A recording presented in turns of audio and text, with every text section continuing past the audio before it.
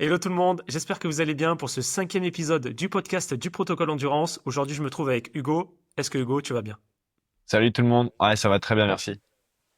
Nickel. Alors aujourd'hui, moi aussi, du coup, ça va très bien. Tu m'as pas demandé, mais moi aussi, ça va très très bien. Ouais, et je le savais, c'est pour Euh, ça. Magnifique, magnifique. Quel esprit d'équipe. Ah oui. Il est dans mes pensées. Donc, du coup, aujourd'hui, on va parler un petit peu de la stratégie de course sur 10 km. Donc, comment ça se passe vraiment de votre réveil jusqu'à la fin de la course. Et on va débriefer ça un petit peu avec Hugo. On vous mettra toutes les informations dans la description. Du coup, je te propose qu'on débute, tout simplement. Allez, allons-y. Donc déjà pour commencer, le réveil et le petit déjeuner. Donc moi j'ai une règle généralement pour le petit déjeuner à peu près 3-4 heures avant la course, tout simplement pour avoir le temps de digérer.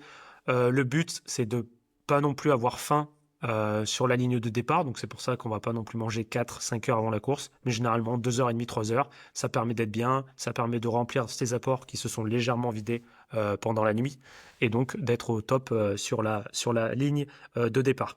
Est-ce que tu veux préciser un petit peu qu'est-ce qu'il faut manger un petit peu avant une course? Ouais, c'est bien d'avoir un petit déjeuner assez riche en glucides et pourquoi pas aussi protéines. C'est important sur un 10 km. Donc en plus, on va pas se sur un 10 km, on se ravitaille pas, donc c'est important d'avoir quand même des réserves pour la course. Et Yes, bien c'est boire ça. aussi. Bien s'hydrater avant le matin. On n'a pas bu de la nuit, donc bien s'hydrater le matin. C'est ça, tout à fait. Donc, buvez bien et mangez des glucides. Donc, quand on dit des glucides, ça va être tout ce qui est riz, pâtes. Ça peut être aussi une compote, du pain, etc. Il y a Ouais. vraiment pas mal de choses.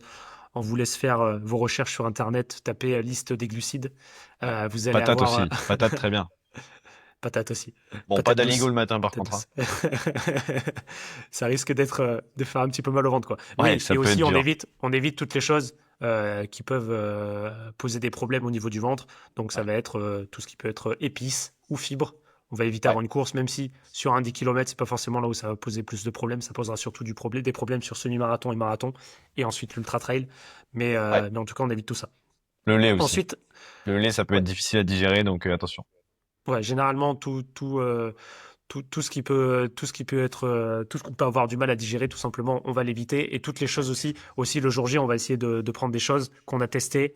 Donc le petit déjeuner, testez pas un nouveau petit déj avant votre course. Généralement, c'est un petit déj que vous Jamais. avez déjà testé à l'entraînement ou sur les séances test, les dernières séances test, tout simplement pour être habitué et pour éliminer tout risque, tout souci, tout simplement. Ensuite, Ouais. moi, juste après le réveil, j'aime bien faire une petite routine de mobilité articulaire. Ouais. Est-ce que tu peux nous en dire un petit mot sur ça, l'importance un petit peu de faire ça? Ouais, bien sûr. Bah, déjà, c'est pas mal, ouais, de réveiller, en fait, les articulations, avant une course, même avant un entraînement, hein, d'ailleurs, hein. C'est toujours intéressant d'avoir vraiment un réveil, articulaire. Ça permet, dans un premier temps, déjà, de lubrifier les articulations. Les articulations, quand on va venir les bouger, il va y avoir du liquide qui va se mettre et, comme sur une voiture où il y a de l'huile moteur, bah en fait voilà, on vient mettre de l'huile moteur sur les articulations et ça permet déjà de commencer à se chauffer et de limiter possiblement le risque de blessure. Même si voilà, le jour J, l'important c'est pas le risque de blessure, c'est surtout la performance. Mais c'est toujours intéressant pour être prêt déjà et avoir un pré-échauffement, on va dire. Et puis on va se sentir beaucoup plus libre aussi de ses mouvements, on va se sentir beaucoup plus prêt dès qu'on va se mettre à courir, dès l'échauffement en fait, on va être prêt à attaquer quoi. C'est Voilà. ça, Donc des tout petits à fait. exos chevilles, genoux, hanches. On peut faire aussi un peu de colonne vertébrale. Voilà, des exos rapides, simples. C'est très bien. Rapide, simple et efficace. Efficace, toujours. Ensuite, tout simplement, direction la course. Donc là, la course, même chose. Euh, Ça sert à rien de se rendre 2 heures, 1h30 avant le départ sur la course. À part vous stresser, ça va pas apporter grand-chose parce que vous allez voir les gens autour de vous s'échauffer, surtout qu'il y a beaucoup de gens généralement, même si c'est à un 10 km du village d'à côté, qui viennent pour faire une performance olympique. Donc ne, vous, ne vous laissez Ça pas sent le avoir par vécu tous ces ça. gens. Ah bah oui, oui.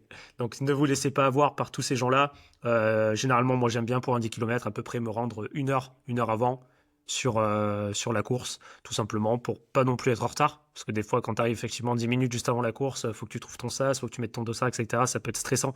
Donc en fait, il faut éviter toutes les choses qui peuvent nous stresser, tout simplement parce que le stress, ça va taper dans vos apports. Donc Ouais. en fin de course sur le 10 km, même si une nouvelle fois, c'est pas forcément la course où avoir ses apports au max va être le plus important, ça peut quand même vous faire caler un petit peu.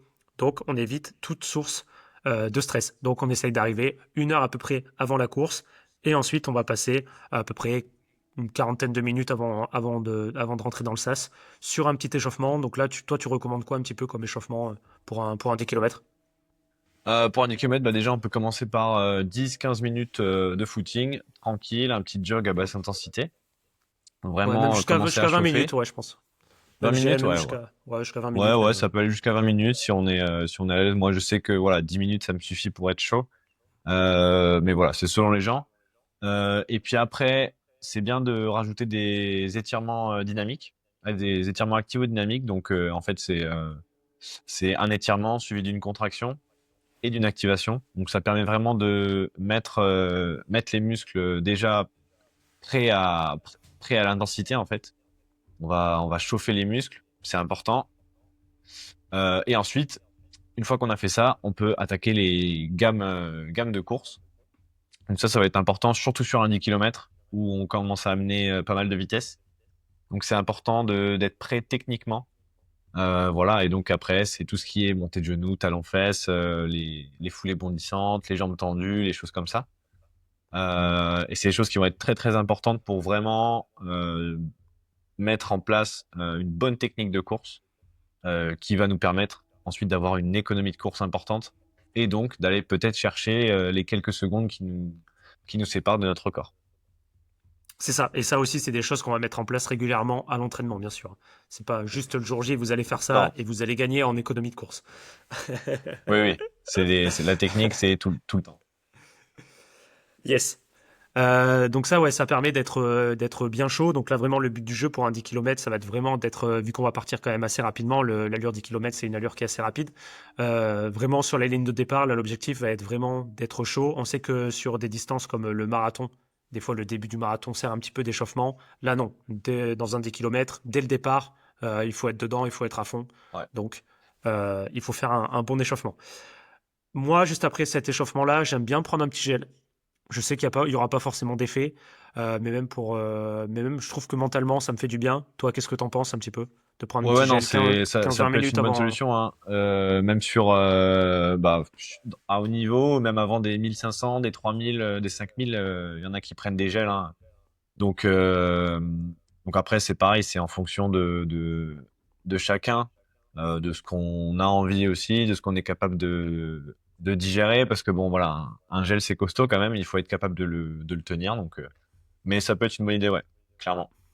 C'est ça. Et pareil, même chose, si vous voulez faire ça sur votre course, entraînez-vous à le faire sur des séances Ouais, d'intensité. Par exemple, moi, je sais que régulièrement, sur des séances d'intensité, je ouais, prends un petit gel 15 minutes avant la séance, comme ça, le jour J, je sais un petit peu à quoi m'attendre et ça me pose pas de problème. ouais, Ensuite, ouais, tu voulais ajouter un mot? non, non, juste on teste rien le jour J, quoi. Ouais, c'est ça. C'est ça. Ensuite, du coup, vous allez vous rendre dans le sas. Donc là, généralement, je conseille à peu près 10 minutes avant le départ. Même 5 minutes si vous pouvez, mais maintenant, il y a tellement de monde sur les courses que Ouais, généralement, il faut... vaut mieux être à l'avance. Ouais, donc là, c'est même chose. Sur un 10 km, quand vous voulez performer, parfois, il vaut mieux prendre une course déjà qui est bien plat, où il n'y a pas trop de vent. Ça va être la première chose. Mais surtout, où il y a pas forcément grand monde. Parce que s'il y a beaucoup de monde, vous allez devoir vous rendre dans le sas 20-30 minutes avant le départ et donc vous allez être complètement froid pour le départ. Et donc des fois, ça peut poser des problèmes. On peut avoir du mal à rentrer dans la course ou alors on peut même se blesser sur un départ à froid. Ouais. Donc moi, je trouve que quand on veut faire une performance et qu'on n'est pas forcément parmi l'élite, ça peut être bien de choisir des plus petites courses pour vraiment aller chercher des RP sympas. Ouais, c'est clair. Yes. Ensuite, pareil, dans le sas, on essaye de bien se positionner. Donc, essayez de vous mettre à l'avant de votre sas, tout simplement, pour éviter le stress. On évite d'avoir j'ai rien contre les mamies, mais on évite d'avoir des petites mamies juste devant quand on veut essayer de faire un petit chrono, parce qu'on sait qu'il y a des gens parfois qui veulent vraiment être devant, devant, devant. Et au final, c'est des gens qui vont nous ralentir, ou ça peut être des fois sur des routes un petit peu serrées, ça peut être compliqué de les doubler. Et quand on va Ouais. zigzaguer, on va perdre beaucoup d'énergie. Donc vraiment, il faut faire attention à ça. Aussi, sur le sas, pensez un petit peu à sauter, à bouger les bras pour rester un petit peu chaud. Ça, c'est quelque chose qui va être aussi important, toujours dans l'objectif de rester chaud.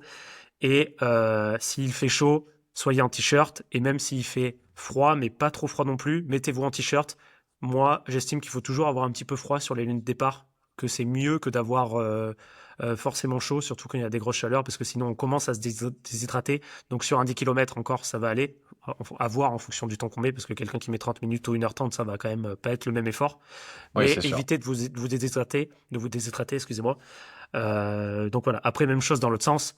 Par contre, si vous avez vraiment trop froid, là, mettez quand même quelque chose sur vous pour garder un petit peu la chaleur, toujours dans le but d'être chaud sur la ligne de départ. Je sais pas ce que tu Ouais. en penses de tout ça, si tu as des petites choses aussi Non, non, que tu aimerais c'est rajouter. clair, ouais.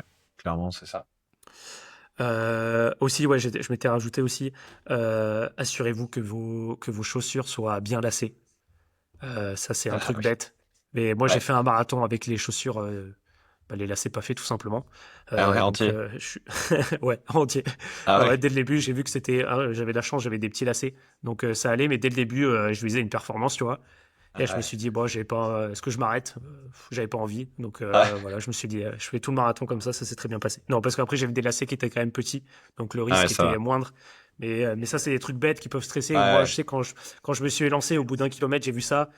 Je me suis dit, putain, c'est pas possible, Ah ouais, quoi. non mais C'est ça m'est vraiment arrivé les. pareil sur un trail donc ça va mais ouais direct Ouais, je pars 20 mètres de course là c'est des faits super ouais. ça commence Même bien. chose. Même chose, le dossard, on essaye de le mettre, qui tienne correctement. Parce que même chose, moi, ça m'est arrivé Ouais, au bout de 100 mètres de faire tomber le dossard. Bon, la course était foirée. ouais là c'est compliqué Vraiment, ouais. j'ai fait toutes les conneries à faire.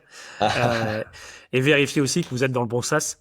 Parce que ça aussi, effectivement, hein, bien sûr, j'ai fait aussi cette erreur de me mettre dans un sas plus de 55 minutes en visant 35 minutes sur un 10 km. Donc, je vous laisse deviner le résultat, qui n'a Ah pas ouais été fameux.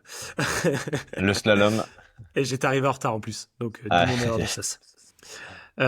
Et après, ouais, aussi, deux, trois choses que j'aime bien faire avant le départ, c'est vraiment mentalement se concentrer un petit peu sur sa course, euh, refaire un petit peu, mais même le schéma de la préparation, être en confiance, repenser un petit peu aux grosses séances qu'on a pu passer, qui se sont bien passées, pour attaquer la course positivement et tout simplement sans stress et, ouais. et en se disant vraiment qu'on est là pour prendre du plaisir et faire une belle performance. Quoi qu'il arrive, même si c'est pas sur cette course-là qu'il y aura un RP, un record, le RP pourra arriver sur la prochaine course, donc ça sert à rien de stresser.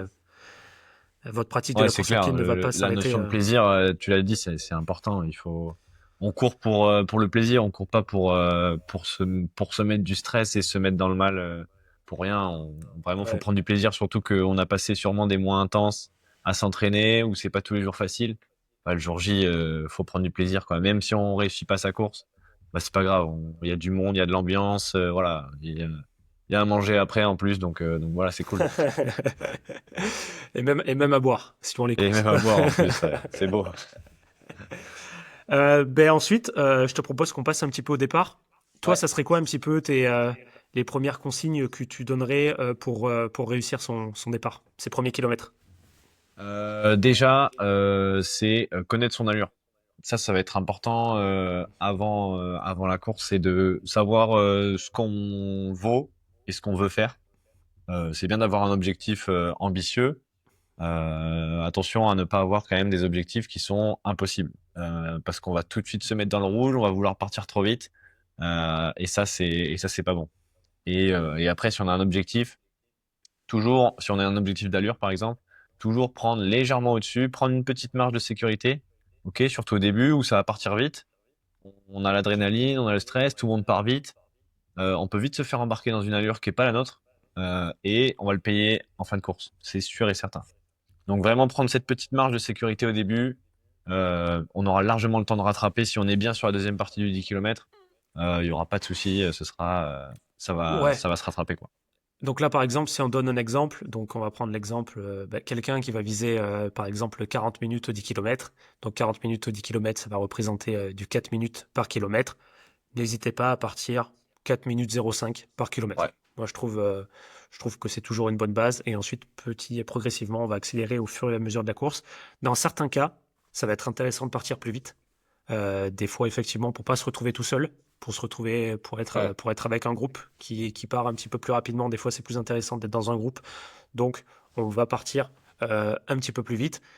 Et même chose, dans ces cas-là aussi, c'est des choses qu'on peut travailler à l'entraînement. Moi, je sais que dans mes séances, j'aime bien faire des séances où, par exemple, pour des séances des kilomètres, on va faire des répétitions très très rapides en début de séance d'intensité. Ensuite, on va travailler de l'allure 10 kilomètres. Et ensuite, en fin de séance, on va retravailler de nouveau du très très rapide, ce qui va permettre vraiment de simuler un petit peu une Ouais. course.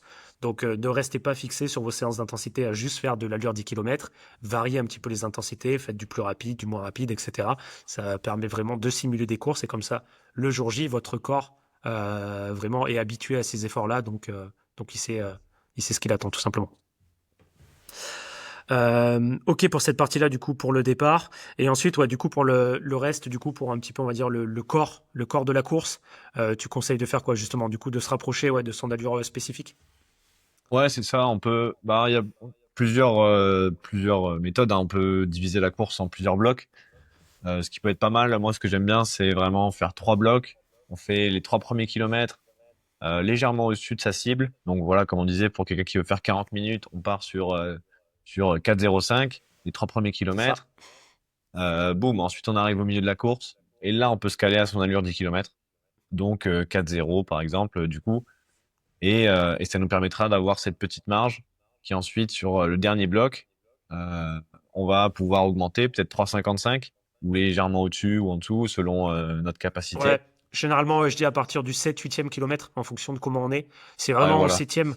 Généralement, au septième, huitième, c'est là où on sait si le RP va passer ou non. Ouais, Si au ouais, septième, on on sait est vite. extrêmement bien, là, on peut commencer à diminuer, mais pareil, quand on est à 4 minutes, si on se sent bien au septième, on passe pas à 3,30. Ça Ouais, aussi, c'est ouais, des erreurs que j'ai vues souvent. On accélère à 3,50, 3,55. Et vraiment, c'est vraiment qu'à partir du neuvième, vous allez vous pouvoir lâcher les chevaux complets et ouais, finir même voilà. On peut autour finir de fort. 3,30.